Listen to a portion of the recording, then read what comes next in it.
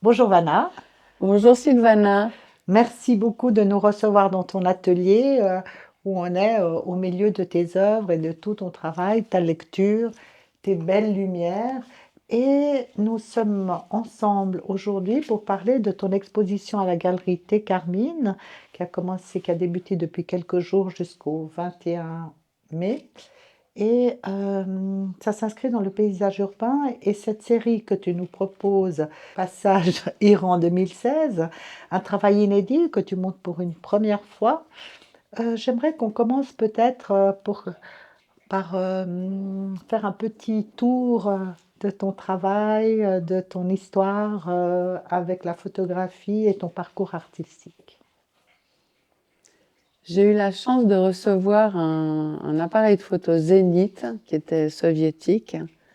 Je devais avoir une quinzaine d'années et je n'ai jamais cessé de faire de la photographie.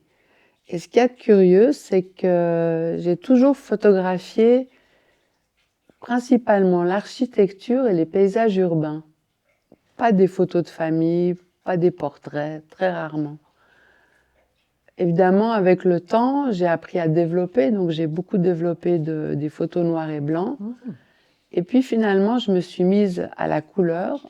À 18 ans, je me suis acheté un Nikon FM, qui est toujours mon fidèle compagnon, que je n'ai jamais lâché. Et j'ai beaucoup aimé travailler avec la couleur.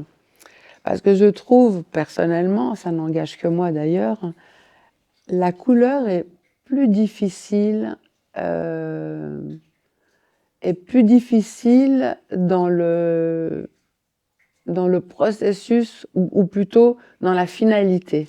Une photo noir et blanc, en principe, si on joue bien avec les contrastes, elle est quasiment toujours réussie.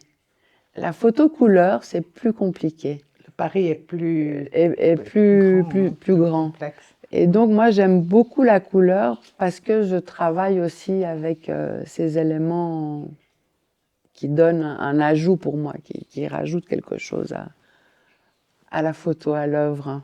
D'accord. Donc voilà, j'ai toujours travaillé avec la photo, mais depuis quelques années, enfin même déjà depuis assez longtemps, je me suis essayée à la vidéo, j'ai fait des vidéos, des installations, un peu de sculpture parce que je trouve que la photo, c'est un très beau médium. En tout cas, c'est mon médium parce que je ne suis pas peintre, pour l'instant en tout cas. Je me suis pas essayée à la peinture, un peu à l'aquarelle, oui, mais pas à la peinture.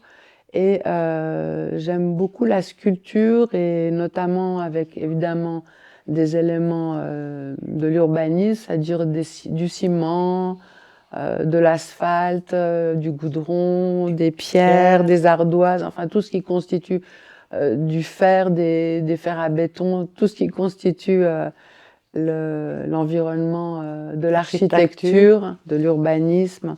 Ça m'intéresse beaucoup. J'ai toujours été fascinée en fait par la force de l'homme à construire. Et puis, donc ça constitue les thèmes enfin, le thème des paysages urbains. Et l'autre thème, c'est les paysages sociopolitiques qui parlent de la force de l'homme à se reconstruire après trauma, après des traumatismes, après des blessures, etc. Et dans cette série que je présente à la Galerie Thé Carmine, chez toi, grâce à toi, qui m'a invitée. Et j'étais très heureuse parce que ça m'a permis de produire cette série, Passage, pardon, que je n'avais jamais montrée et que j'ai prise en 2016. Et donc, cette série, elle parle effectivement du temps qui passe, et donc de l'architecture, évidemment, mais aussi des traumas que la Perse et Mm, l'Iran mm. subissent depuis si longtemps. Et je pense que c'est peut-être la première fois qu'une série euh, arrive à conjuguer les deux thèmes, les paysages urbains et les paysages sociopolitiques. Cette série, donc, elle a été prise en 2016. En 2016, j'ai fait un voyage en Iran Je suis allée voir, d'ailleurs, Wim Delvoye avait fait une personnelle au musée d'art contemporain de Téhéran. Et comme j'ai entendu qu'il avait acheté des palais de riches commerçants du 19e siècle, j'ai fait un peu un focus sur ce sujet. Et donc, je suis allée à la recherche de palais délabrés du 19e siècle. Au 19e siècle, en Iran, c'est la dynastie des Qadjars. C'est eux qui ont remis un petit peu à jour le concept du Shah avec Nasser-e-Dejin. Et donc, je suis allée, j'ai trouvé des palais que j'ai photographiés. Parce que d'abord, cette architecture est d'une immense délicatesse, d'un très grand raffinement. C'est absolument somptueux. Partout, les palais sont d'une beauté, mais époustouflante. À Shiraz aussi, c'est exceptionnel. Malheureusement, j'ai entendu dire que dernièrement, un des palais de cette dynastie des Qadjars, justement, a été bombardé. Et il était pourtant patrimoine de l'UNESCO. Donc, dans les guerres, toujours, il y a aussi non seulement le peuple qui souffre énormément, mais il y a aussi des bâtiments, la mémoire, l'histoire. Et donc, ce qui m'a frappé dans ces palais que j'ai photographiés, ce qui m'a touché, c'est l'état brut dans lequel ils sont aujourd'hui, et avec ce contraste de la magnificence du passé. Et puis, les bâtiments, comme les sociétés ou les êtres humains, portent des fractures. Et on voit cette transformation du temps qui est passé par rapport à ce que l'homme a construit. Et il y a des images qui sont très picturales, très parlantes, très méditatives aussi, avec peut-être une petite touche de spiritualité, de méditation. Oui, Et de contemplation, et de je contemplation. pense. Oui. Justement, revenons à ces images où la présence humaine est omniprésente sans jamais être visible. Tu travailles beaucoup avec cet invisible présent. Oui, oui, c'est vrai que tout mon travail évoque la trace, évoque la trace, l'histoire, la mémoire, mais c'est une présence absente, si on peut dire. J'aime pas tellement mettre des visages. Personnages. Alors, quand je vais, par exemple, sur des chantiers, je prends en photo, ou dans des industries, je prends en photo les gens, les ouvriers ou les employés, enfin les ouvriers en général, et je leur fais des portraits que je leur offre, mais je les mets pas dans les séries, dans mon travail. Ouais, que tu défends, justement. Non, c'est vraiment la trace, la mémoire. C'est ça. Alors justement, on va reprendre cette phrase qui te sied si bien, l'œuvre humaine n'est parfaite que dans le fragment. Alors, j'aimerais que tu développes cette partie du fragment parce que justement, dans ton travail, on le sent vraiment. Et comme tu l'expliquais, tu as une très grande générosité humaine, tu as une facilité à être en relation, et on va parler après de ton travail aussi de passeuse des artistes et des lieux culturels. Mais justement, il y a quelque chose de la pudeur. Tu es quelqu'un de très pudique. Oui. Et justement, c'est ce qui rend ton travail très spirituel et très humain. Cette présence humaine, on la sent, malgré le fait de cette absence. Donc, parlons peut-être de ce fragment. Comment... Mais ce fragment, c'est aussi peut-être le détail qui fait tout. Et donc, arriver à trouver, à synthétiser ce détail pour donner en fait une globalité, c'est peut-être ça le point. Et c'est ça que je cherche. Quand je l'ai trouvé, je cherche l'autre partie qui est la lumière. La lumière est extrêmement importante. Parce que la lumière, elle donne la possibilité à ce détail, à ce fragment, d'exister. De s'épanouir et d'exister. Et donc, Vanna, justement, sur cette façon de travailler, d'attendre la lumière, de chercher le détail, le fragment, je crois savoir que tu ne fais qu'une prise de vue. Oui, Alors, je fais raconte-nous ça qu'une. parce que c'est un travail assez unique. Aujourd'hui, où nous avons le numérique, où on peut mitrailler jusqu'à trouver la photo qui va faire le buzz ou qui va nous satisfaire. Toi, tout le travail en amont, c'est un peu comme un Mm, peintre, c'est comme un sculpteur. En fait, mm, tu as une approche qui est très particulière par rapport mm, à cette façon de travailler et de mm. regarder. Oui. Oui. Ce que j'aime beaucoup, euh, c'est l'attente. De nouveau, on parle de temps. Mhm. C'est-à-dire que donc j'ai un appareil analogique. Ça peut m'arriver de faire des photos aussi avec l'iPhone, hein. Je ne le cache pas. Mais je cherche d'abord, quand je vais sur des chantiers ou quand je vais dans des paysages que je souhaite photographier, parfois je reviens bredouille parce que je n'ai rien trouvé. Mais parfois je trouve quelque chose qui m'intéresse et je tourne autour du sujet. Ça peut durer des heures ou ça peut durer des instants. Jusqu'à ce que je trouve le juste cadrage qui va me satisfaire. Et après, je regarde la lumière. Peut-être que je suis obligée de revenir le lendemain. Peut-être le surlendemain si la lumière était voilée par un nuage. Donc ça prend du temps. Mais lorsque je suis certaine de mon cadrage et de la lumière, je ne fais qu'un clic. C'est magnifique. Je ne prends jamais un peu à droite, un peu à gauche, un peu en bas, un peu à 45 degrés, etc. Je sais exactement Ton le angle. résultat que j'aurai. Et ensuite, j'adore l'attente du développement du film. Oui. Parce que si on l'a raté, on l'a raté. Et si Et on ça l'a va réussi, c'est un bonheur. Oui. C'est ça. Et si jamais ça reste que dans ta mémoire, de ce Voilà. cadrage-là. Mm. Donc on parle toujours effectivement de mémoire, de temps. Le temps est très important chez toi. Oui, le temps Euh, est important. et je trouve que Le temps doit s'arrêter un moment voilà. quand on veut se concentrer, contempler et méditer pour obtenir quelque chose.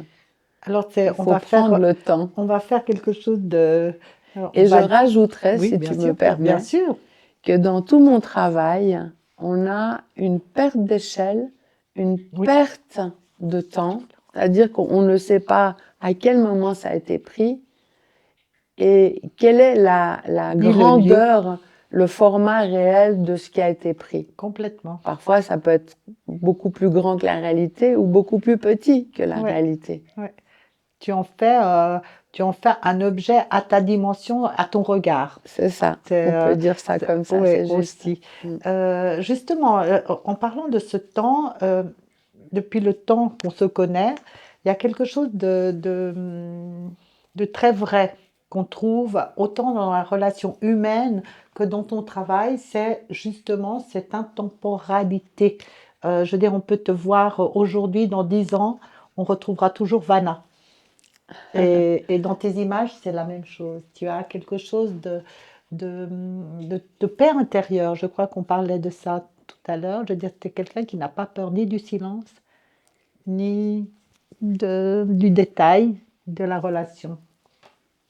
Alors là, tu me fais rebondir sur quelque chose.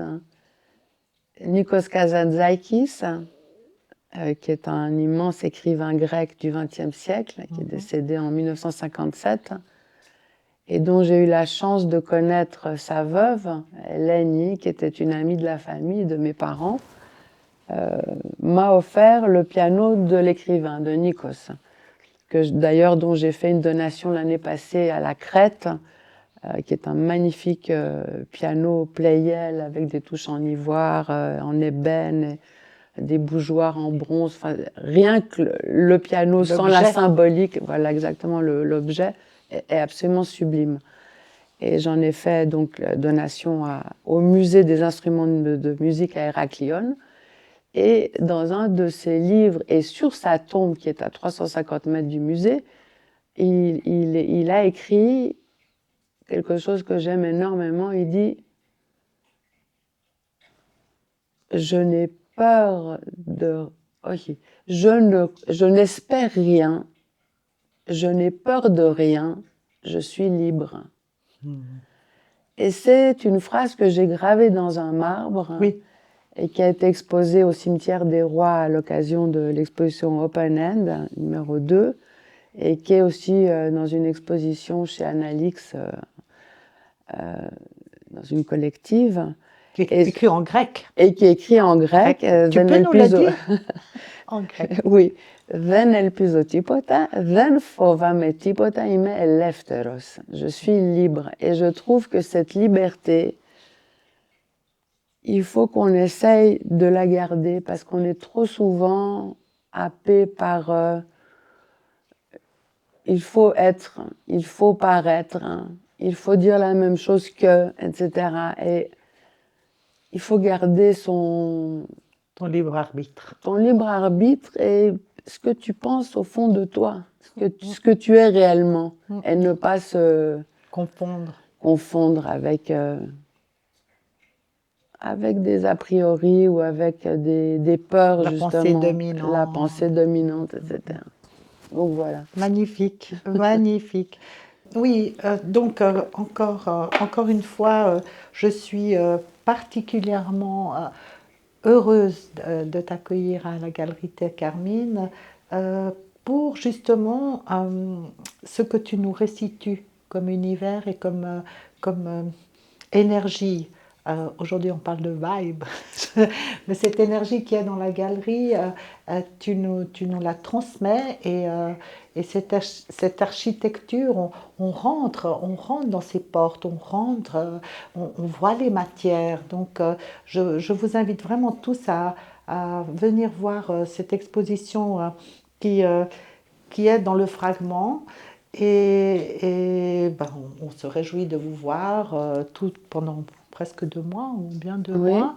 Et je voudrais profiter que nous sommes dans ton atelier, dans ton antre, que tu puisses nous faire un petit tour de ton travail, de ce qui est exposé ou de ce que tu as envie de nous montrer. On va se promener juste un peu et on se donne rendez-vous à la Galerie Thé Carmine jusqu'au 21 mai. Voilà, du mercredi au samedi de 13h à 19h et sur rendez-vous. Donc merci beaucoup Vanna et bonne route. Merci Sylvana de m'avoir donné cette chance de pouvoir développer et produire cette nouvelle série pour la montrer. Je suis vraiment très reconnaissante. Parce que c'est vrai que souvent on a des projets et tous les artistes d'ailleurs le vivent, la plupart. On a des projets qui restent en gestation dans l'atelier et on attend une opportunité pour pouvoir les montrer. Et chaque fois, c'est un cadeau. C'est un immense trac aussi, c'est un challenge parce qu'on a toujours, enfin, en tout cas moi j'ai toujours un peu cette peur, même si je suis sûre de ce que je montre, mais on a cette peur on se met à nu, donc on a toujours un petit peu cette crainte de comment va être perçu le travail, le nouveau travail. Ouais. Et là, je suis vraiment très heureuse de pouvoir faire ça avec toi. Merci. Merci. Alors Vanna, on va commencer par ces sculptures, ces installations que tu fais, qui sont une série qui s'appelle Terre brûlée. Oui. Nous avons la chance d'en avoir en tout cas une.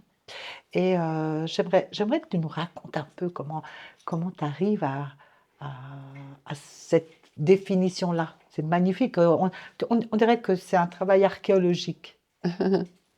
Ça peut, oui, c'est vrai. Ces terres brûlées, pour moi, c'est en fait notre parcours de vie. C'est à la fois lunaire, terrestre, même marin. Et puis, avec des écueils, avec des tourments. Et toujours ces rochers qui sont en fait les repères de nos vies. Où peut-être, tu sais, on s'accroche à quelque chose, à quelqu'un, à nos racines. Et puis on traverse tranquillement les années qui passent, les sociétés qui évoluent, qui ont des philosophies, Là, il y a la main de l'homme, là. Là, il y a des colonnes. Là, il y a Alors, des est-ce que c'est colonnes. de chez toi? Alors, le Parthénon, Ah, parce que je défends, je suis ah bah dans oui, le alors. comité pour le retour, la réunification des marbres du Parthénon. Oui, ce sont des. Bah alors évidemment, enfin, ce sont de nouveau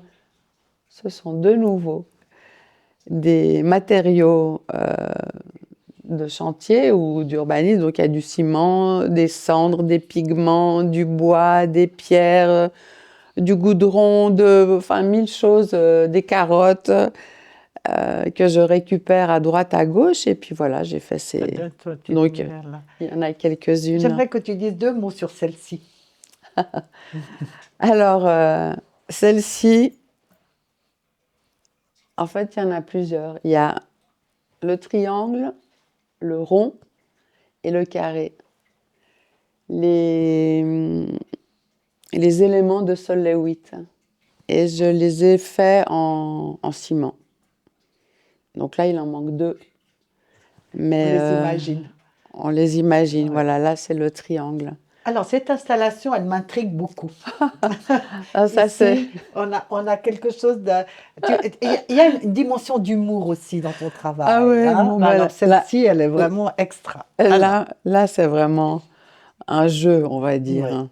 C'est les cariatides qui suffoquent dans les. C'est les cariatides qui suffoquent Magnifique. au British Museum, qui veulent Elles veulent revenir. revenir à la maison. Elles veulent revenir à Athènes. Ouais. Ouais. Ouais.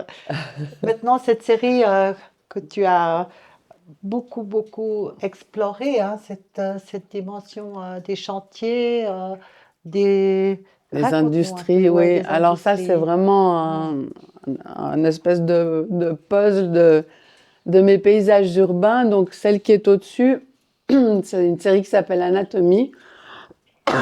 C'est des matériaux de chantier. Les 3 qui sont là, c'est aussi des matériaux de chantier. Et ce sont des séries qui s'appellent Voile. En fait, les titres de mes séries ont toujours un côté poétique, lyrique, Oui, qui t'éloigne complètement de l'objet premier. Parce que finalement, ce sont des matériaux de chantier qui sont, que tu dévoiles d'une manière poétique, oui, ou qui que sont tu même regardes. peu Ouais, intéressants, qui sont banals, que personne ne regarde et qu'en c'est pour fait, ça je sublime. oui. Pas forcément, ça peut être aussi comme ça. Ah oui, c'est Parce vrai. que Ah par oui, exemple, ah que oui, celle-là, oui. elle fait au moins 4 ou 5 mètres de haut. Alors qu'on dirait là une fleur, une Ah rose, c'est oui, comme une rose offerte. absolument. Et Alors, là-haut, et là-haut, c'est une usine comment on appelle, qui produit de l'eau. Une usine. hydraulique? Non? Oui, oui. Je- Alors attendez, oh, on va pardon, reprendre ok. là. On va enlever ça, Non, voilà. mais Ouais. voilà. Celle qui est en haut, c'est pris dans une usine dans le Valais et c'est une roue hydraulique, Oui. d'énergie hydraulique, je crois. Ensuite, donc c'est pour ça que je t'expliquais que les séries voiles, elles ont certains numéros, mais peut-être qu'il y en a une qui est prise en 2012 et une autre qui sera prise en 2026 que j'insère Oui, qui est avec, dans cette même voilà, dynamique et dans cette exact, même dialectique. D'accord. exactement. Et puis là, on est dans le fil, non? Et là, on est, Non. là j'ai un néon qui est emballé, qui est plus au mur. Les deux là sont des photos qui ont été prises à l'usine Babola, Qu'est-ce que qui c'est? fabrique des raquettes de tennis. Et en fait, ce sont des cordages de raquettes de tennis que j'ai photographiés. Et là, Dans des c'est. bobines. Mais bon, il y en a beaucoup, il y a une grande série. Et donc, il y a des cordages en synthétique et des cordages en boyau naturel. Et en D'accord. fait, tu penses que ce sont des spaghettis ou je sais pas quoi, Génial. mais tu n'as aucune idée qu'en fait, ce sont Des cordes. des cordes, des cordages. Et là. Alors ça, c'est pareil. En fait, les cordages en boyau naturel. Elles sont placées sur différents rails D'accord, je vois. selon la qualité. C'est comme le cigare, hein. D'accord. Donc, Et des calibres. non, pas Non, seulement pas ça. des calibres, mais aussi la qualité. Tu as la qualité D'accord, alpha, la qualité vita, tu d'accord. vois, c'est Ouais, classé comme c'est ça. classé comme ça. Donc, j'ai passé quelques D'accord. jours dans cette usine avec les ouvrières à faire des photos. Magnifique. Et là, par Alors, exemple, on a une série.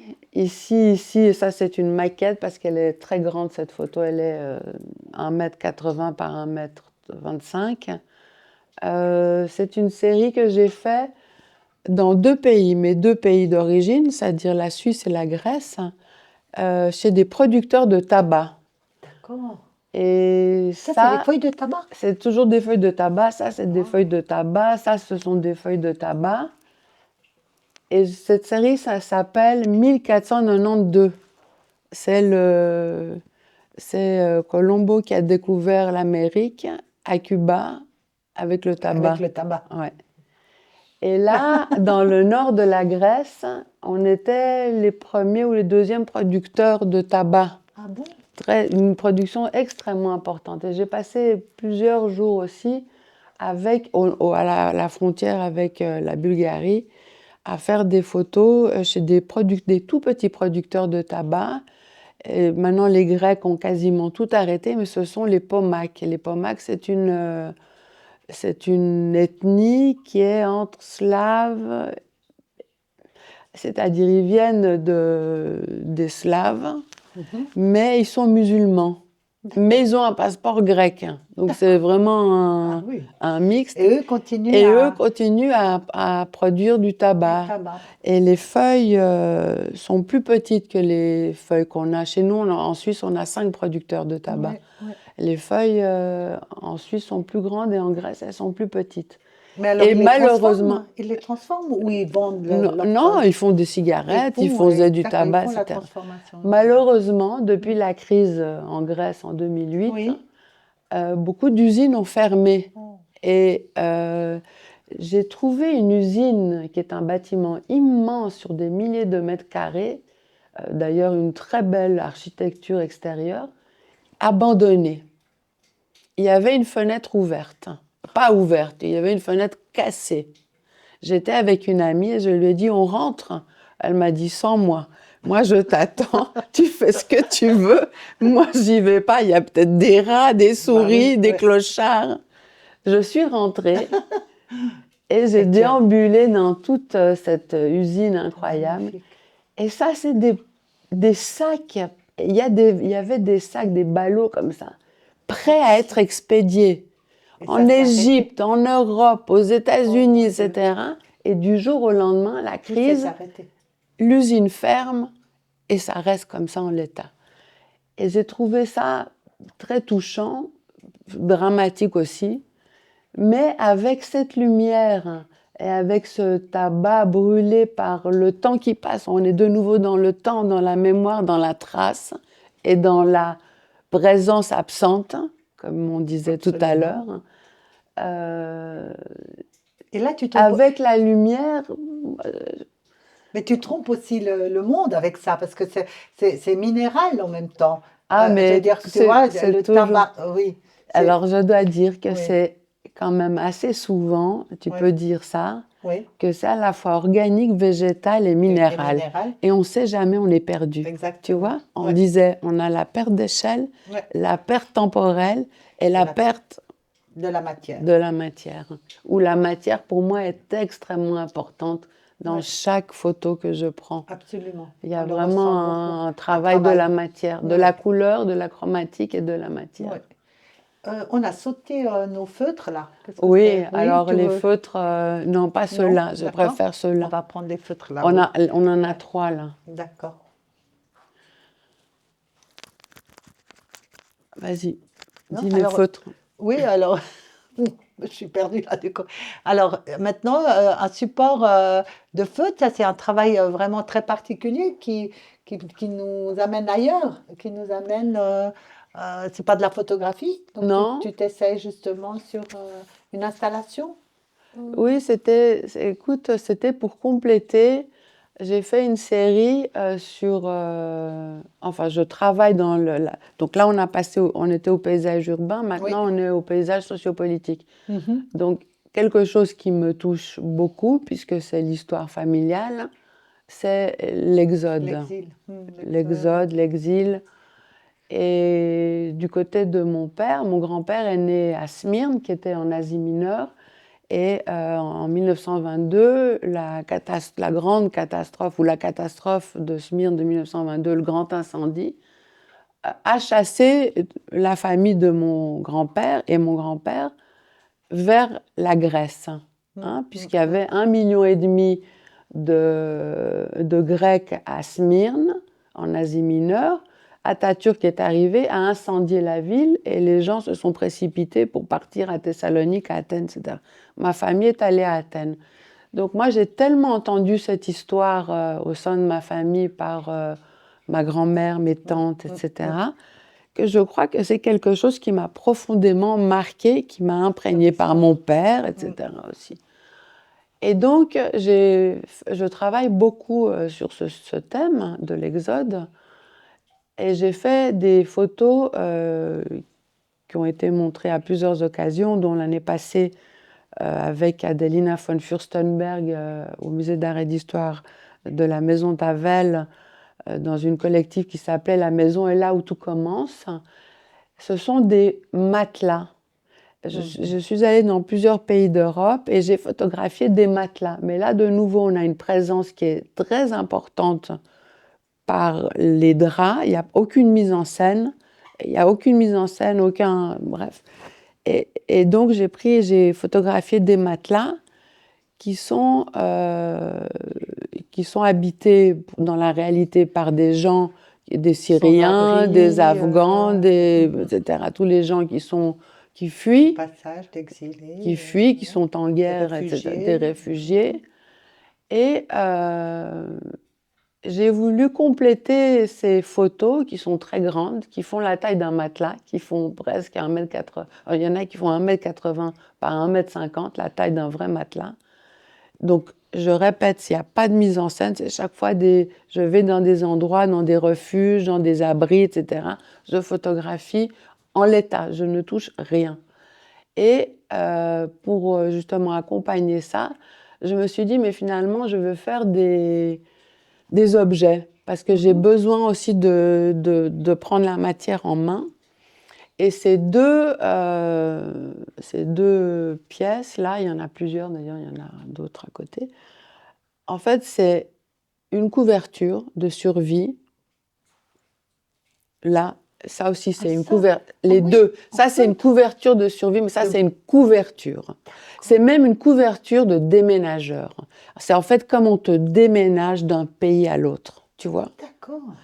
Et je les ai encadrées, mais c'est-à-dire que là, tu as la mer, hein, et là, avec les perles, ce sont des perles de verre, tu as la frontière de la Libye, là où tout commence. Le départ vers ensuite l'inconnu, la mer. L'inconnu, tu ne sais pas où tu vas aller. D'accord. Et là, on est à la frontière Libye. De la Libye, la frontière de la Libye vers la mer, vers l'Europe, vers la Méditerranée. Cette grande traversée. Cette grande traversée qui parfois... Alors, ces couvertures sont en feutre? Ces couvertures sont des vraies couvertures de déménagement. Et j'ai pris ça, j'ai choisi ça parce que justement, c'est un déménagement ce qu'ils font. Et là, par exemple, ça c'est la couverture ça c'est la couverture de survie. J'en ai fait d'autres des œuvres, mais elles sont plus dans l'atelier, elles sont parties chez des collectionneurs. Là, c'est comme une prison finalement, cette survie. Est-ce qu'on en sort? Est-ce qu'on arrive à se remettre dans une paix, dans une sérénité? C'est pas toujours gagné, hein. Parfois c'est pour le mieux, parfois c'est pour le pire, malheureusement, on ne sait pas. Je trouve que l'exil, c'est quelque chose d'épouvantable. Et j'ai beaucoup travaillé sur les matelas parce que quand tu vois les gens qui partent, ils ont une valise, mais ils ont toujours un matelas roulé. Parce que le matelas finalement, c'est le seul espace Qui à t'appartient. toi qui t'appartient, où tu peux avoir des cauchemars et des rêves, où tu nais, où tu meurs, où tu te fatigues, tu te reposes, où tu donnes la vie et tu la perds. C'est une frontière Individuelle à individuelle à chacun. chacun. Ouais. Et je trouve que c'est c'est la seule chose qui nous appartienne finalement. Et quand tu vois à la télévision des reportages où les gens fuient des pays, des catastrophes, la guerre, etc., ils ont toujours un matelas roulé sur l'épaule, sur la voiture, sur le capot, sur un âne, sur un cheval, dans une brouette. C'est pour ça que j'ai beaucoup travaillé le matelas. Parce que c'est très significatif. Très significatif. Très joli. Alors là, on revient sur cette au paysage série, urbain. Ouais. Là, c'est les séries, c'est la même. C'est de nouveau le paysage urbain et là, c'est la série Voile. Voilà. Donc, c'est de nouveau sur des grands chantiers. Alors, je précise juste une chose, c'est que les chantiers en général sur lesquels je vais, ce sont des chantiers pour lesquels je dois avoir une autorisation. J'attends même parfois assez longtemps pour l'obtenir. Mais au final, on ne sait pas où on était. Donc, il y a eu, par exemple, les Jeux Olympiques d'Athènes, il y a eu le tunnel à particules du CERN, il y a eu le plus grand pont à haubans qui relie le Péloponnèse, en Grèce, qui relie le Péloponnèse au continent. Et des choses où je descends à 75 mètres sous la mer dans des tuyaux, tu sais, avec mon casque, etc. Mais au final, on ne sait pas où c'est. C'est quelque part, on reçoit une image, Bien, en t'écoutant. une image qui finalement est une image qui te laisse la possibilité d'imaginer le monde que tu souhaites. Oui, c'est de nouveau méditatif, contemplatif. Alors, juste une petite réflexion qui me vient comme ça en t'écoutant. On a envie de te suivre dans tes aventures de chantier, te voir descendre à 70 mètres. Parfois, c'est périlleux. Oui, vraiment. J'ai mon casque, mes grosses bottes. on va faire ça, Anton. On va la suivre sur un de ces périples. Voilà, et là encore du chantier. Voilà. Merci beaucoup vraiment de partager ce moment et cet univers qui est fantastique et qui est dans le sublime. C'est vrai on est dans la beauté et dans la rareté du geste. Je crois, tu sais que en Grèce, on a quand même une philosophie de l'esthétisme. Et même en photographiant les malheurs et les traumas des gens et tout ça, j'essaye de les sublimer et de garder toujours la beauté. Parce que si on regarde et on vit avec la beauté, on échappe à la laideur et à la vulgarité. Absolument. Et ça, c'est important. Merci beaucoup. Merci. Merci. Merci.